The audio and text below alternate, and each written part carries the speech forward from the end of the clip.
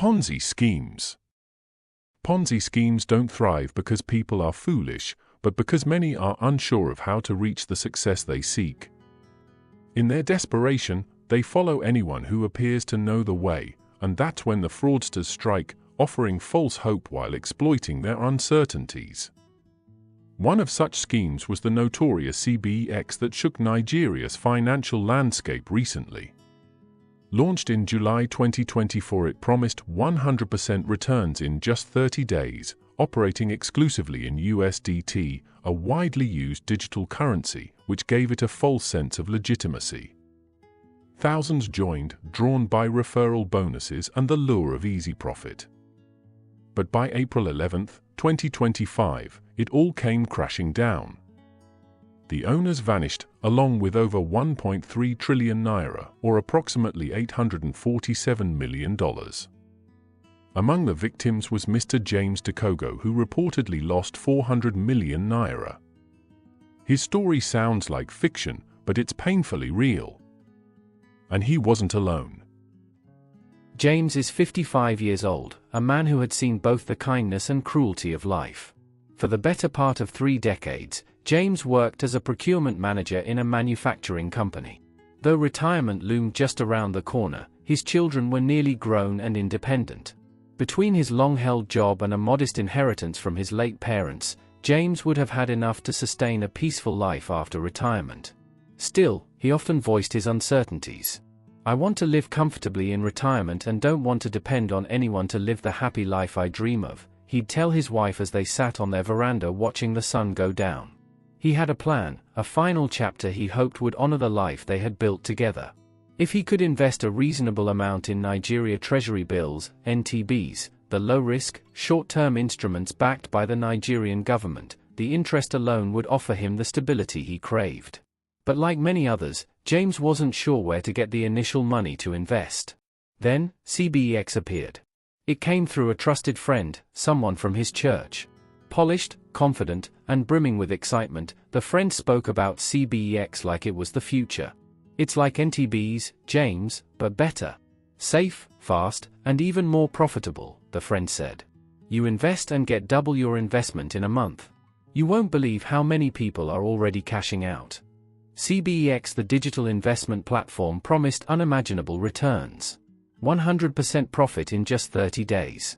It followed the familiar blueprint of many Ponzi-style schemes, slick, fast-moving, and wrapped in the language of cryptocurrency and online trading. Investors were encouraged to refer others, with bonuses and tiered rewards based on the number and size of their recruits. It looked legitimate. It felt sophisticated, especially since it operated exclusively in US dollars. James was hesitant at first. He had seen friends fall victim to Ponzi schemes. But, as he often told himself, no venture, no success. What convinced him even more was seeing celebrities advertise CBEX on social media. If they believed in it, and invested, so he could, he thought. He started small, investing 200,000 naira. 30 days later, he had 400,000 naira. He tried again and again, always receiving the promised returns. Over time, James had turned 200,000 naira into about 2 million naira. To him, CBEX was no longer just an investment, it was a lifeline. It felt like destiny. He kept his newfound fortune to himself, never mentioning it to his wife or colleagues. He wasn't a greedy man, he was simply a man who had thought about his future and had finally found the key to his dreams. James actually knew that such schemes have no guarantee of success, so he did what many advise. He decided to go big, very big, what he called the last and final kill, and cash out. 400 million naira. He had mapped out the source of the money like a general plotting his final battle. 250 million naira would come from selling the house he and his married female sibling inherited from their late parents in Yaba, Lagos, the same house where he had grown up, learned to ride a bicycle, and cared for his mother during her final illness. He had the documents. He would sell it quietly. It would be painful, but he reassured himself it was temporary. In 30 days, he'd get the money back, doubled. He could even buy a better house in a more desirable neighborhood if he wanted. 140 million naira would come from the property in Surulere, passed down to him as the only son by his parents. He now occupied part of it, so the sale had to be done discreetly. He couldn't let his wife and children know. The houses the tenants hardly pay rent for, he muttered, frustration creeping into his voice. The final 10 million naira would come from his company. Funds had recently been transferred into the procurement account for raw materials. As the manager, he had access. He didn't plan to steal, he just needed a brief window of opportunity. The plan was straightforward: invest, double the amount, and walk away with a clean 400 million naira profit which he would invest in NTB and have peace of mind at retirement. 400 million naira. When it all worked out, he would surprise his wife. He already had something far greater planned: a brand new red Toyota Venza, leather seats. He had even saved the model on his phone, in a folder titled, "To My Queen."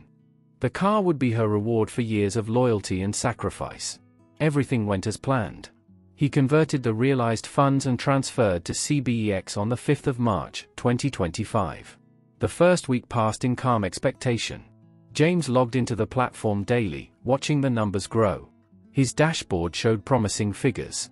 He had also referred 10 clients earlier in the year, and the bonuses from those downlines had been nothing short of amazing. Everything felt solid. Professional. His future seemed closer than ever. Then came the 30th day. He tried to withdraw. The page blinked red. System maintenance. Please try again later. He didn't panic. Platforms like this often need maintenance. He went about his day. The next day, Tuesday, same message. Wednesday, silence. He checked the Telegram group to see if others were experiencing the same issue. The Telegram platform had vanished. The WhatsApp group? Locked. Admins stopped responding. By Friday, panic had taken over. The news spread across social media like wildfire: CBEX had crashed. Television screens flickered with images of chaos, angry investors storming CBEX office in Ibadan, smashing glass doors, dragging out furniture, tearing down banners with trembling hands. Screenshots flooded online, accounts frozen, withdrawals denied. Videos surfaced showing mothers weeping into their wrappers, fathers screaming into phones, children watching in stunned silence. And then came the numbers. Over 1.3 trillion naira, gone with the organizers. Just like that, James stared at his phone screen for hours, his hands trembling. Sweat trickled down his neck. His mind raced with questions he couldn't answer. Where would he start? How would he repay the company? His inheritance from his parents, all gone. What would he tell his sister and his wife and children? The walls closed in around him. The trust, the pride, the future he had imagined, all had evaporated. His phone rang, and he flinched. He didn't answer. He couldn't. Not yet. He sat in the living room, the house eerily quiet, the lights off, his chest heavy with regret. The spreadsheet he once reviewed daily now glared back at him, empty, hollow. The numbers were gone. His hope, gone with them. Hot tears rolled on his cheeks. All he wanted was peace at retirement. But now, all he had was silence and the weight of a secret too heavy to carry. James's story is not unique. It's a chilling reminder that even the smartest, most cautious people can fall prey when desperation blinds judgment and trust is misplaced. James lost more than money. He lost his inheritance, his peace, and nearly his future. All because he ignored the red flags: lack of due diligence, unrealistic returns, lack of regulation, and the false sense of urgency. Let James' story be a warning. When presented with investments like that, don't gamble your legacy on hope alone. Ask questions. Consult investment professionals. Guard your peace. If it sounds too good to be true, it likely is. Your future is in your hands. Thanks for watching. Please share this story. Let's spread awareness, because sometimes one share can protect someone from making the same mistake. Don't forget to like, comment, and subscribe for more real stories with real lessons. Until next time, stay cautious and stay safe.